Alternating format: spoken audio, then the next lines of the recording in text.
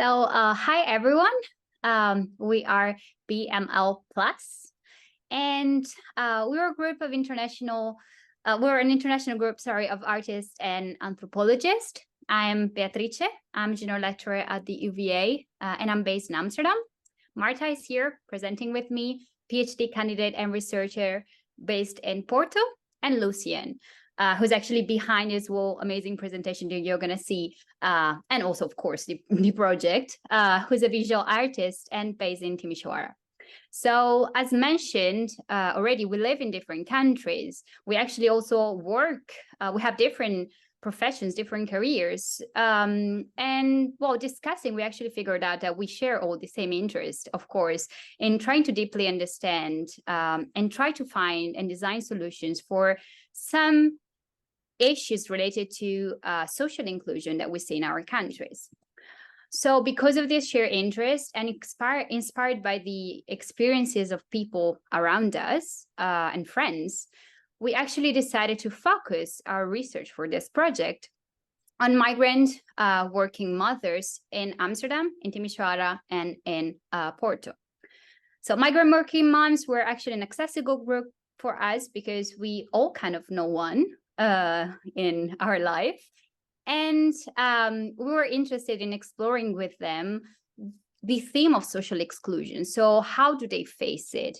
And how do they experience the problem of maybe not speaking super well the language since they moved in the new country? So we started from the assumption that migrant working mothers might have less time to go to a language course because they have kids and they have to balance family time and work time. And also, we assume their specific role in the family as people that have specific needs in dealing with bureaucracy, for example, or healthcare providers. So on the base of that, we started our research trying to explore when and how migrant working mothers experience social exclusion in their daily lives, and what are the challenges that they face because they do not maybe speak well the language. So we use different methods. As I said, we're a group, an interdisciplinary group. So we use semi-structured interviews online and in person. We managed to talk with 9 mothers.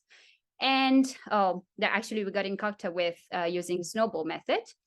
We also use digital ethnographic research, and we joined online groups of migrant mothers on Facebook. And we also sent some questionnaires through email and WhatsApp. One of the questions, like actually the last question that we are asking during our interviews and in the questionnaires, was how this mom felt that their lives would be different if they had a better grasp of the language of the country in which they're living at the moment. And this is kind of like on the answer they were giving us on this question, we had to kind of like refocus our project. So for what you can see here in these 3 quotes that we have in the slides, we thought we were going on one direction, but actually the major common theme that we discovered from our interviews was a sense of isolation that migrants' mothers were feeling. And they kind of like left outside of the community of mothers in the kindergarten, in the schools that the kid attended. And it's kind of like sense of struggle in meeting other mothers and becoming friends with mothers in the new country in which they're living. So we actually had to figure out that we had a new tension here.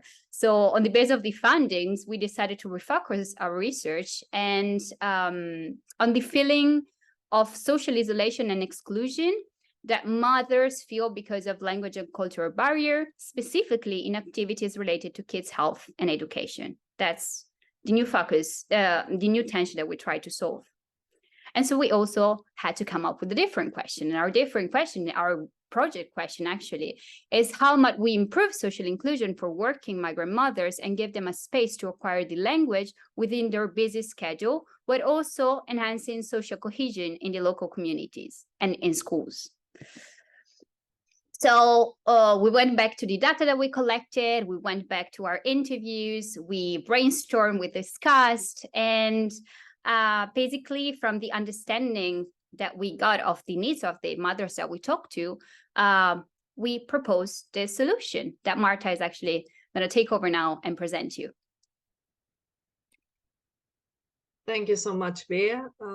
So what we went to the field and what we got. So wait, Beatrice, if you can slide it. Yeah, thank you. So our incredible colleague did this posters, these two posters. This one, there is one poster with this body system that we call MotherLink. So as a body system, this is like pairing. Our idea is like we can pair a mother, a migrant working mother, with a local migrant, a local working mother. So they can create this relationship, they can go together, they can talk together, and they create these bonds based in equal exchanges. So, but how can we do this? We think that MotherLink can work as like throughout the whole school year.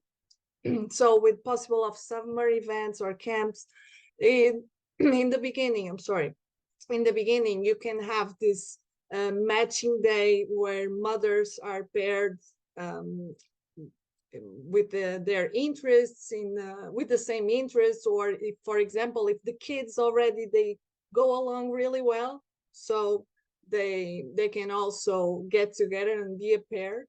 And also these activities can happen during free time or during school time. And about school time, I will give you more details in the end of this presentation, when we can talk about how this can be also a business, or it can as a business plan.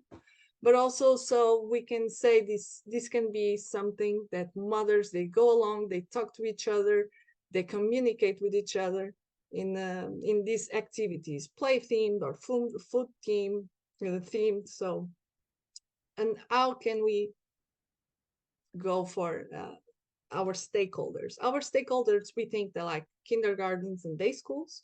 So already with a multicultural ecosystem, like aware that this is a need. So they will be our stakeholders. But regarding our beneficiaries would be mothers, the migrant and the local working mothers. So based on these equal exchanges, we are creating and we are strengthening these bonds. Okay, thank you, Corina. We are strengthening these bonds.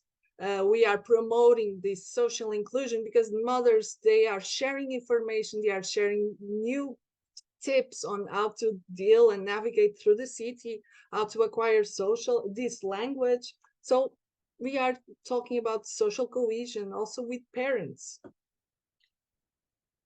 So how this solve the tension? Very in the beginning, in the first moment, with the posters that we tried out, engaging through visual content, like the visual, it's almost like a universal language.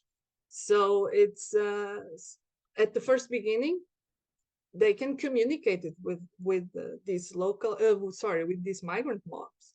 And also, again, when they are sharing this information, we are pairing together and doing these activities. Language is a vehicle for common understanding. So again, learning the local language is not the main focus for the interchange, so people don't feel like there's an uneven relationship, but also a consequence. So, and as a consequence as well, we are fighting against isolation. We are empowering women with new information, new connections, and also promoting this individual and kindergarten or school communities' well-being. So regarding our tests, our prototype testimonials, of course, we need to improve this communication. This was just the first tryout, but we had a good feedback, of course, with things to change. But overall, we have a good feedback, and our interviewees and our interlocutors, they really liked the idea, and they felt they were represented there. Yes. And the business plan, this is also a win-win situation. So kindergartens and mothers. So kindergartens, they offered this different program that distinguish themselves from their competitors. And also this is sellable and it's self-sustainable. For example, in the cooking day or games day, mothers, they cook with their kids in the previous day, they go to this cooking day, they share food, and the food is paid the symbolic price. And just to wrap it up, so you can have this, we can talk about this later on in the questions if you have curiosity. But yeah, we are not forgetting about other families or friends. We are talking about social inclusion. So also we can have guests, family members, friends from the family. They are guests, they can come and they can also pay a revenue, for example, in the games day or something like that. So this is also, it has something to offer for the kindergarten. And we are finishing. If you have any doubts or if you want to know more about this business plan or other things, other comments, other ideas for our MotherLink, please feel free on saying it. And thank you so much for your attention and for your time.